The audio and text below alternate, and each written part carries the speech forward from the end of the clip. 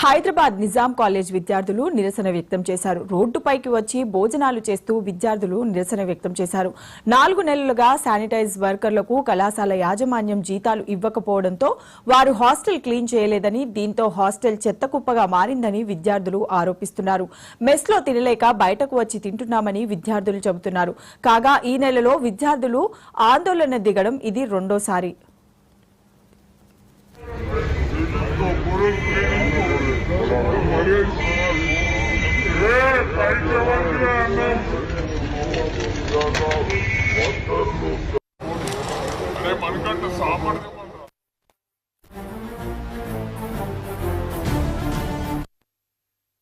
నిజాం కళాశాల విద్యార్థులము 4 నెలల నుండి వర్కర్లకు జీతాలు రాక వాళ్ళు నిరాకరించడంతో హాస్టల్ చెత్త కుప్పలాగా మారింది. విద్యార్థులు మెస్సులో కూర్చొని తినలేని పరిస్థితికి ఈరోజు ఒక మెస్ అనేది ఏర్పడ్డది. కావున మేము అందరం ఇక్కడ రోడ్డు పైన వచ్చేసి ఇక్కడ అన్నం స్వీకరిస్తూ ఉన్నాం.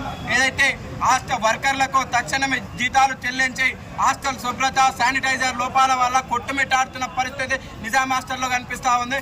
అందుకని ఇవాళ మేము రోడ్ పైన బైఠాయించి అన్నం తినడం జరుగుతూ ఉంది.